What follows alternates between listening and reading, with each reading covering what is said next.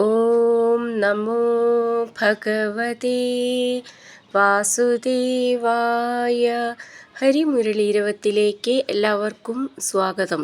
നാരായണായ നമ നാരായണായ നമ നാരായണായ നമ നാരായണ നാരായണായ നമ നാരായണായ നമ നാരായണായ നമ നാരായണ. ഇന്ന് നമുക്ക് 3ഉം 4ഉം ശ്ലോകങ്ങൾ പഠിക്കാം. ശ്രീമദ് നാരായണീയം ദശകം 55 കാളിയമർദ്ദനം. ശ്ലോകം 3. ഭുവനത്രയഭാരഭൃതോ ഭവതോ ഗുരുഭാരവികമ്പി വിജൃംഭിജലാ പരിമജ്ജയതി സ്മ ധനുഃശതകം തടിനീച്ഛടിതി സ്ഫുടഘോഷവതി.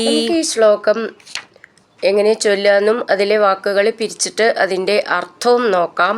ഭുവന ത്രയ ഭാര ഭൃതോ ഭവതോ ഗുരുഭാര വികമ്പി വിജൃംഭി ജല പരിമജ്ജയതി സ്മ ധനു ശതകം തടിനീ ഛടിതി സ്ഫുട ഘോഷവതി.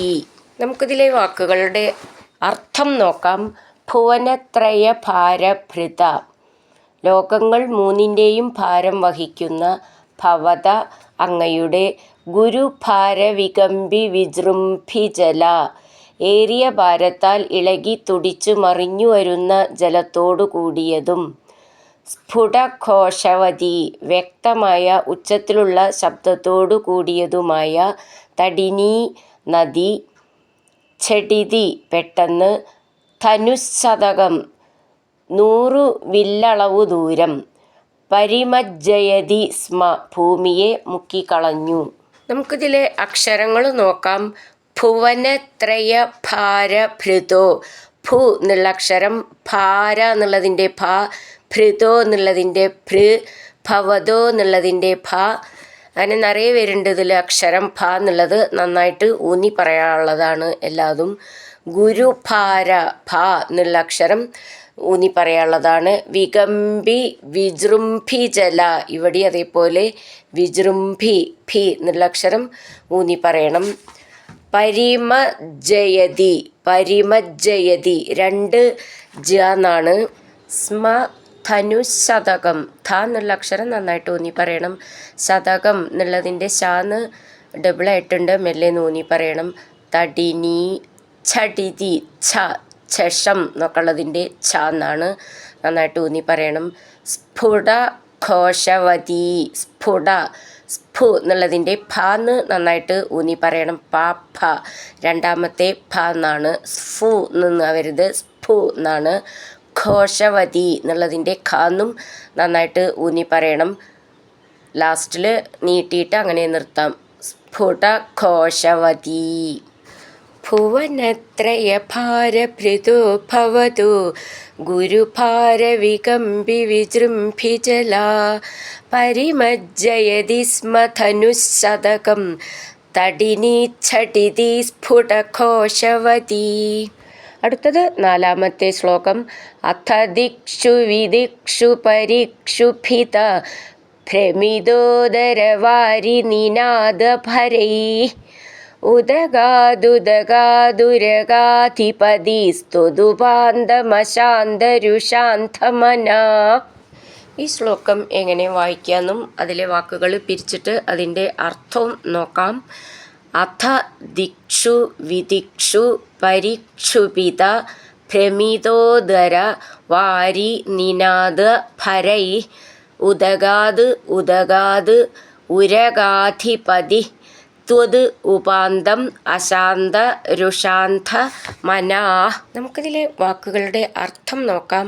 അഥ അനന്തരം ദിക്ഷു ദിക്കുകളിലും വിദിക്ഷു ദിക്കുകളുടെ അന്തരാളങ്ങളിലും പരിക്ഷുഭിത ഭ്രമിതോദര വാരി നിനാദ ഭരൈ, ഇളകിക്കിളർന്ന വെള്ളത്തിനുള്ളിൽ നിന്നു പൊന്തിയ ശബ്ദത്തിൻ്റെ ആധിക്യം, അശാന്തരുഷ ഉയർന്ന കോപത്താൽ, അന്ധമന വിവേകമറ്റ മനസ്സോടുകൂടിയ, ഉരകാധിപതി കാളിയൻ, ഉദഗാത് ജലത്തിൽ നിന്ന്, തുതുപാന്തം അങ്ങയുടെ അടുക്കലേക്ക്, ഉദഗാത് ഉയർന്നു വന്നു. നമുക്കിതിലെ അക്ഷരങ്ങളൊന്ന് നോക്കാം.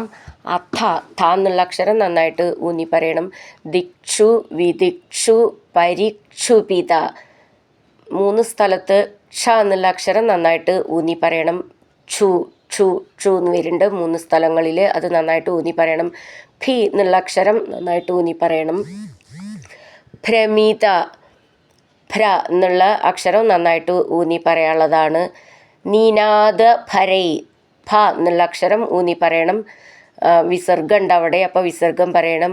ഉദഗാത് ഉദഗാത് ഉരഗാധിപതി ധി എന്നുള്ള അക്ഷരം നന്നായിട്ട് ഊന്നി പറയണം.